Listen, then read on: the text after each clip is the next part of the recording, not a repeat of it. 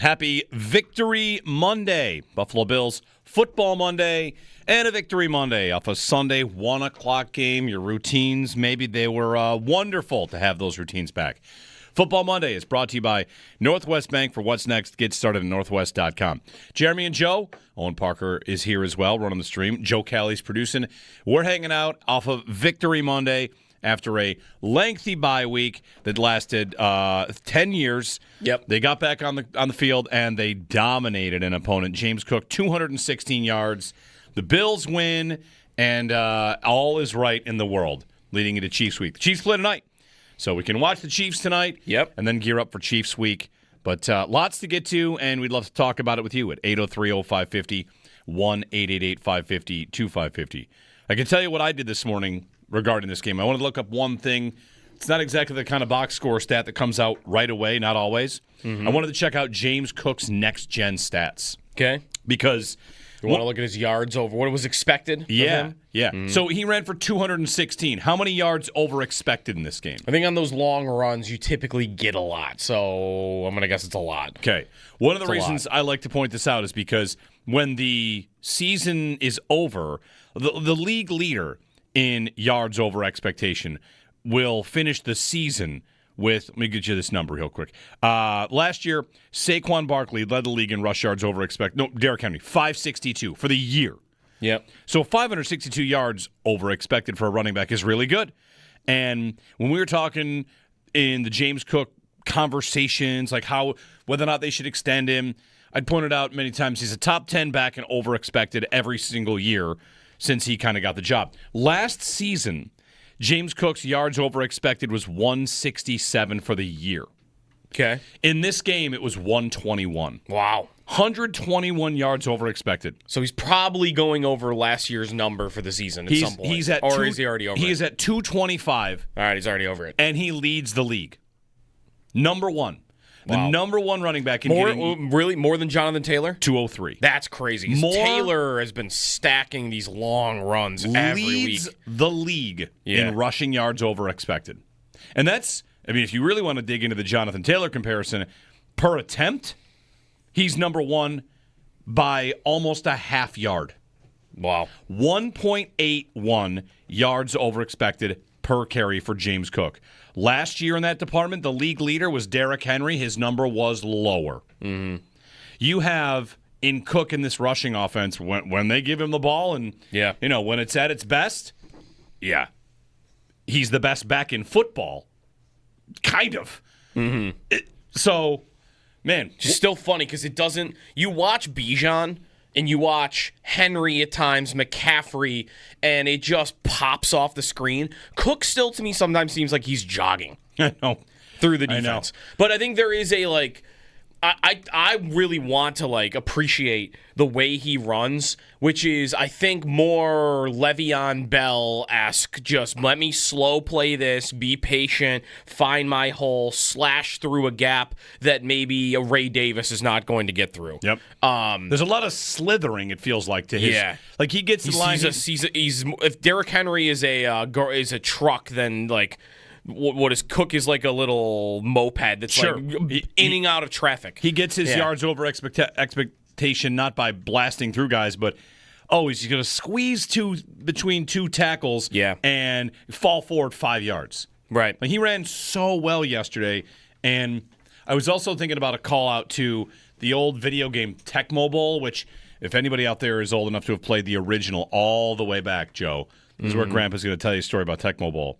It used to be that if you had maybe Bo Jackson or a couple other players that are so fast, they're faster than the other players, you could run by them. Not just bring in a breakaway touchdown run. You could turn at the goal line and run all the way back to the other end of the field and up and around, and you could run in perpetuity. They could not catch you. They couldn't catch you? Yeah. The game's, it wasn't exactly the most, AI brilliant game. Right. You just run the clock down. That sounds great. You could do that. Just run the clock all the way down with 7-0. Run in circles on Tecmo Bowl, and that's what James Cook looked like he was doing on that breakaway run.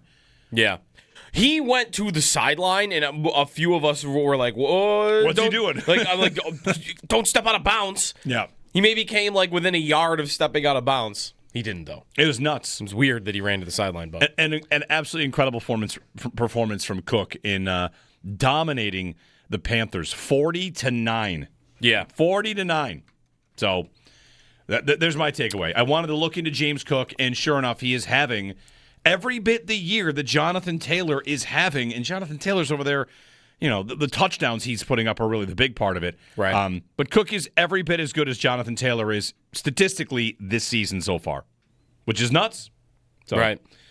So there you go. That's what I wanted to look up. I wanted to look up James Cook and just how good it is going. Yeah.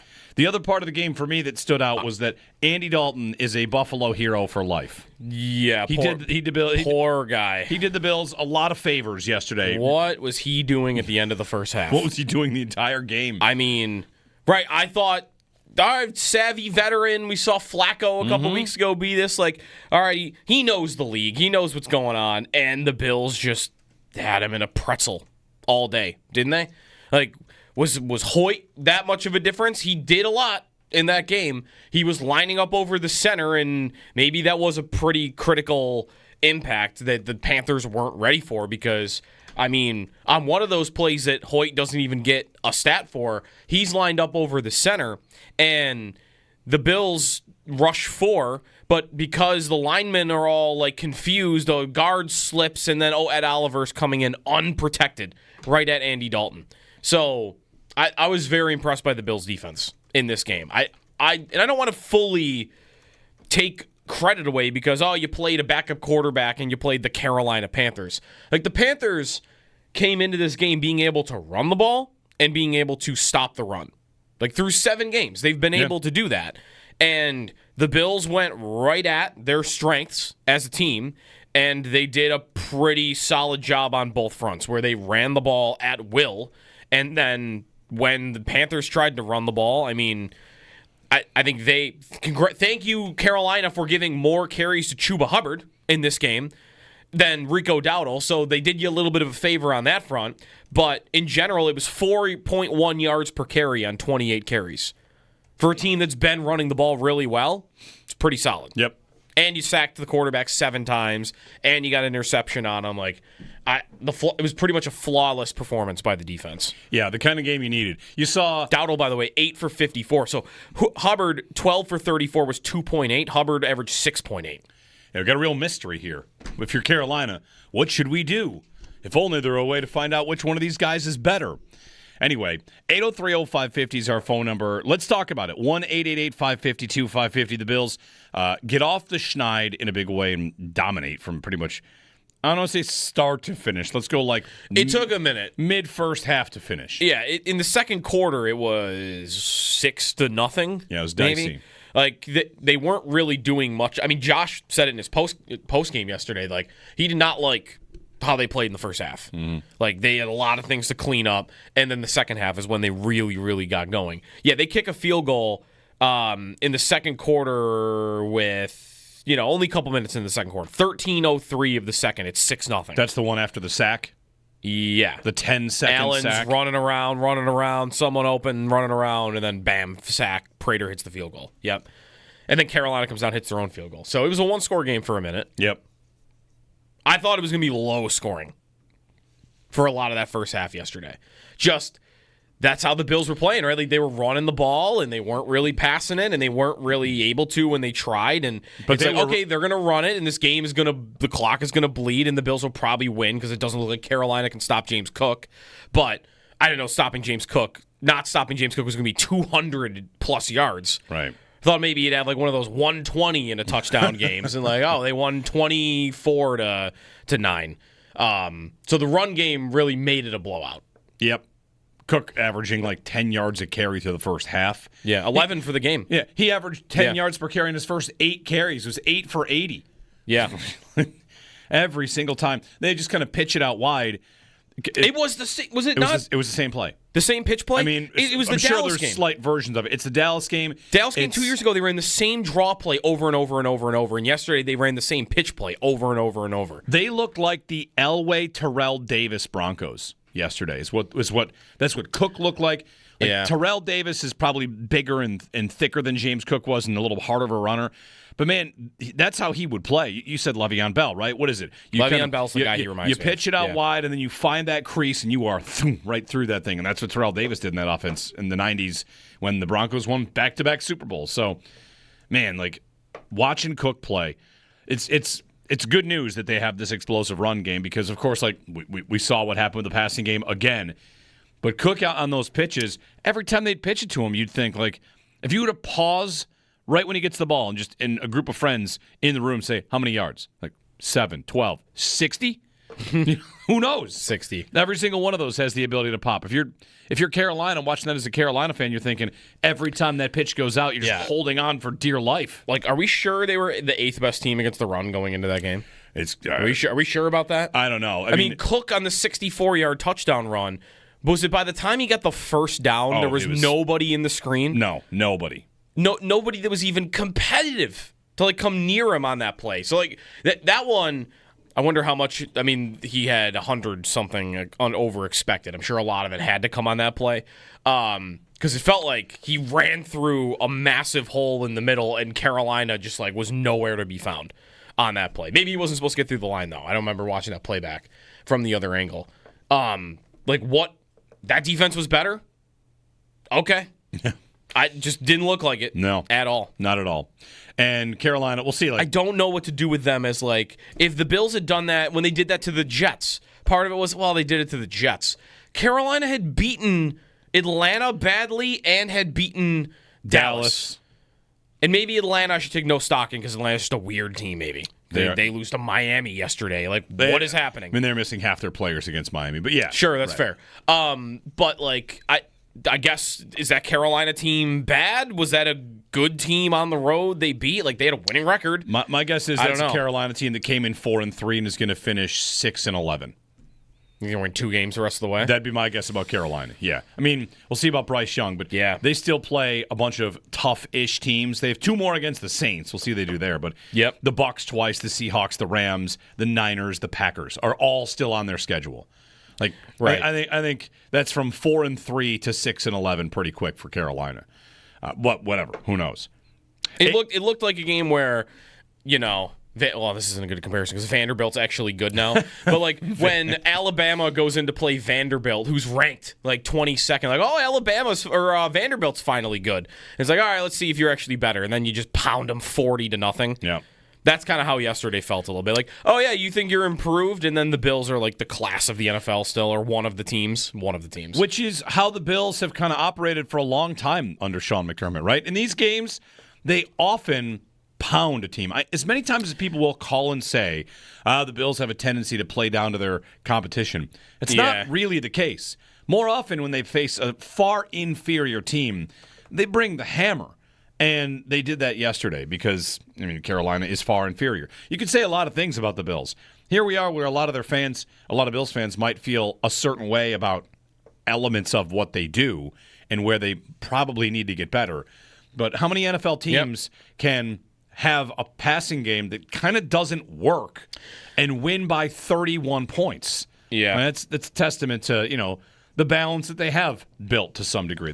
They do have some different ways they can win games. Although it might look like the way they can win the most is like the way they just did. I was going to say that might be the best. That's the way I trust them to win the most yesterday. Is they are going to run the ball at will. You are not going to stop James Cook, and I'm going to get my pass rush home like I did yesterday. Like that to me right now is their formula. And of the questions yesterday that you would have liked to have answered, maybe the biggest one wasn't answered, but I had other ones that were, right? Yep. Like the defense, if the defense plays like that, they can win football games. They can win football games, I think, against good teams. Can they beat the Chiefs? I'm not sure, but they could beat good teams playing the way that they did yesterday. I mean, you compared it to the Broncos with Terrell Davis. I said yesterday and thought, like, the running back body type is not the same, and the way you run's not the same. So forgive me there. But I'm like, this is the Titans team that was the 1 seed.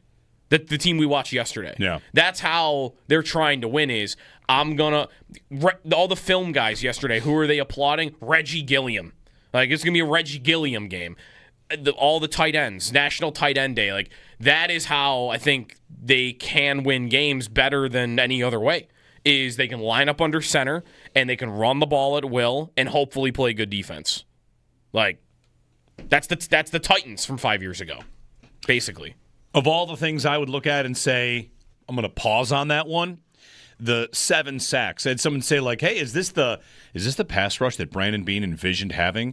And my answer was, well, if you play Andy Dalton 16 games, you're going to set the sack record. Like, that's not the same as sacking whoever. This season, their 2 best performances in getting the quarterback on the ground, they have 4 sacks against Drake May, by the way, 4 against Fields, and 7 against Dalton. Other than that, like they've had sacks in just about every game. They got Lamar twice. They did not get Tua. He's the only player they did not sack in a game. So sacks are a quarterback stat about time, escapability. Will they get to Mahomes? It's the ultimate test, right? Like that's probably what we'll be talking about all week, is whether or not they can get to him. Yep. But I'm not really going to look at getting to Andy Dalton 7 times as an indicator that your pass rush has been totally fixed. Although I did see a stat yesterday that the Bills sacked him 7 times yesterday, and in 5 starts last year, he took 7 sacks. Okay. So I don't know what he is historically, though. Maybe that was an off year. Is he someone who usually did take sacks? I don't remember. Who knows? It looked like he had. It looked like he. Man, how I don't want to be too mean to Dalton, who, of course, I have his jersey because of the drought. Whoever ends the drought, I said was going to get their jersey, and Andy Dalton. Wow. I have an Andy Dalton tiger stripe Bengals jersey. Yeah. But right from the first fumble of the game, like, man, that is a 24-year-old quarterback making his first start, not thinking someone's chasing me from the backside as Rousseau punches that ball out. Right. Like, that is a horrible mistake for a veteran to make. And they showed him the sidelines afterwards, tapping his chest, being like, that's on me, guys. Like, yeah, no kidding. The entire stadium's look out and actually, they're probably rooting for half of them were Bills fans. 65% according 65? to 65. Yeah, Joe Marino's estimate was 65%. We'll get Sal's estimate at 7:00. Chris Brown at 8:30. 803-0550. I mean, he had out of the QBR is a scale of 1 to 100. Hold on. I got to know because I tweeted this. Yeah. That I predicted that Andy Dalton's about to have a historically low QBR. It had to be sub 3. Not sub 3, but you're pretty close. 4.8? 4.2. Okay. He had a QBR of 4.2 yesterday against the Bills. Absolutely terrible. I mean, really, he should lose 50 points for what he did at the end of the first half, right? To take the sack? That right there, that's the mistake a dude playing his first NFL game makes. He has, how many games he started in the NFL? He started 168 games in the NFL. And there are 17 seconds on the clock, and you don't have a timeout. How do you not know? I've got to get this ball away some way, somehow. And it's not like the sack got there. Well, guys, what are you supposed to do? The sack got there in half a second, and you just didn't have time. He held on to the ball for 4 seconds. If the sack came right away, they probably make the field goal. Him holding on to the ball and then having the sack is actually what caused it.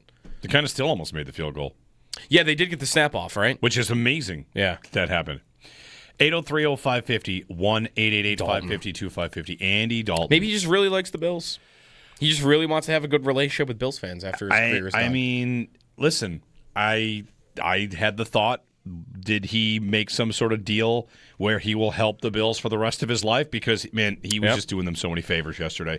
I mean, no one wants, if he wants to be like a coach or a broadcaster someday, I mean, nobody likes to work for the Bengals after they're done there. True. You ever hear Carson Palmer talk about him? Yeah. So he's like, all right, I can't go back there, so where do I want to go? I mean, Buffalo likes me, don't they? Shout out A.J. Epinesa for the interception. We'll see if in the next 8 days it gets him traded 1,000 times on the station. He's usually traded once a day. Trade him while his value's high. The play he makes, so the Epinesa pick, I don't know if you noticed it at the same time too. What's the down and distance there?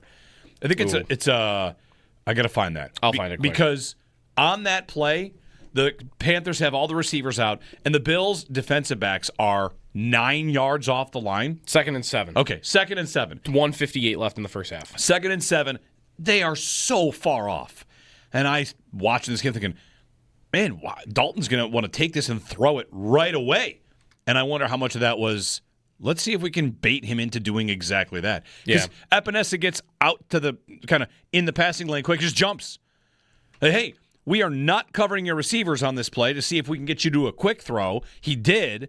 Epinesa picks it off, and I felt terrible for him. AJ, you got to score there. You got to. You're not going to get many opportunities. As somebody that had Josh Allen in fantasy, I was applauding him getting down right at the 1 yard line. Well, congratulations. 803-0550 to join us. We'll get your calls in. The Bills won by 31 points, and it's Chiefs week.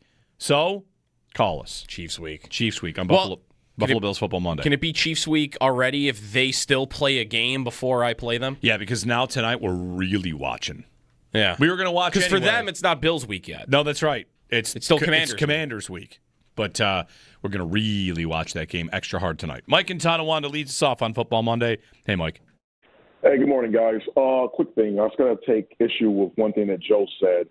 And I know you're not trying to mean it this way, but you said how this team is like kind of like the Titans, how they got the 1 seed and, the 98 Broncos. And, like, the thing is with those two teams, they played like that because their quarterbacks at that point, especially Elway at that point and Tannehill, they were game managers. They weren't good quarterbacks. Mm-hmm. That was the only way they could win is through the running game. I mean, we have Josh Allen. And, are we okay with this formula? Like, you're getting paid the way he's paying. He's a top 3 quarterback. Like, I know they won by 30-something points, and, like, I'm not poo-pooing that at all. But going forward, I mean, he's not Trent Edwards. And I don't understand, like, we can have the good running back and a great quarterback. Peyton Manning. Look at Edgerrin James, those running backs during those years of Peyton Manning. And Peyton still did his thing, too. You can have both. You don't have to have one exclusively to win. So I don't I'm not sure I'm okay with this formula right now. Even though it works right now, we're going to need Allen to be Allen. Like, I mean, that's all there is to it, Yeah, Mike, I guess the thing I think about with this point is, and thanks for the phone call, is I don't think anybody thinks they can win like this every week.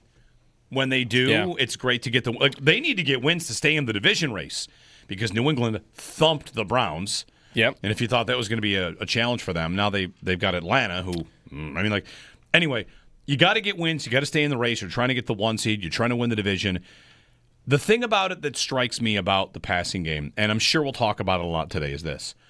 They had a great passing game, and in the interest of becoming harder to defend, they wanted to build this kind of running attack.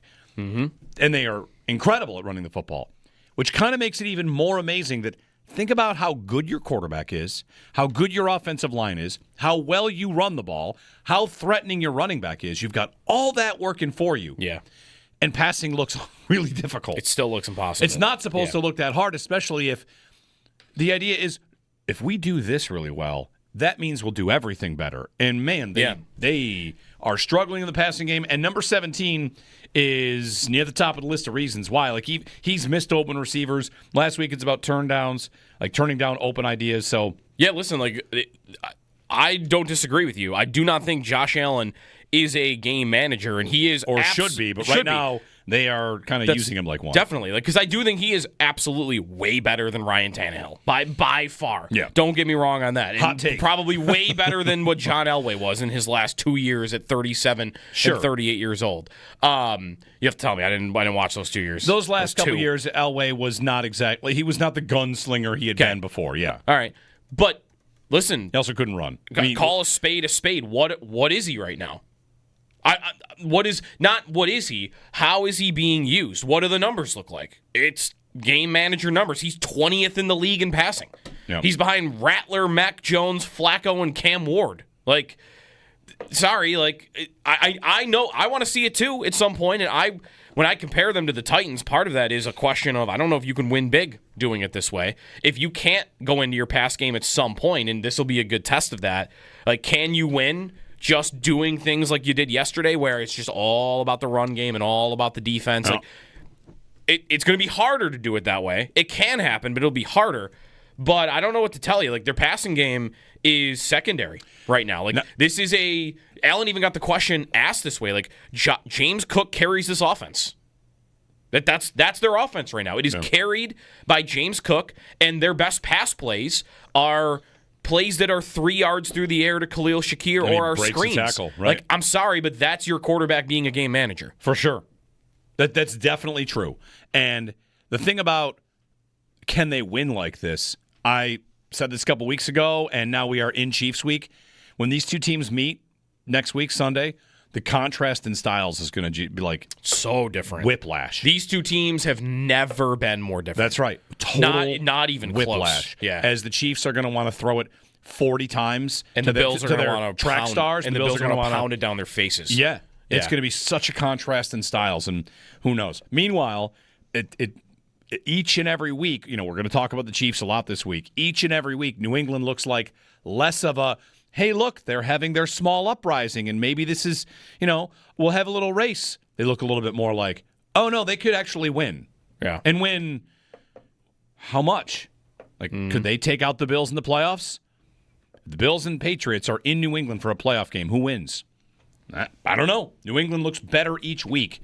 And Drake May. That was the best defense they played yet. And he tore him up. Poor Myles Garrett. And he threw down the field. I got to get to, did you see Myles Garrett on the sideline yesterday? I did see Myles Garrett on the sideline. I think also he's been taking too much flack for staying in Cleveland because, as someone pointed out, he was not a free agent. They told him they would never trade him. Oh, yeah, no. So, if you were stuck there, fine, I'll take $40 million. The story in Cleveland after was that he felt like he had no avenue here. He would have to make it so ugly to get out of there that they basically trapped him. Yeah. And then gave him $40 million. I think he's going to demand a trade again. 803-0550, our phone number. On the defense, what the news on Ed Oliver is, on McDermott calling plays? Yeah, that's definitely happening, right? We're calling plays together. Oh. Mm-hmm. All right, calling plays together.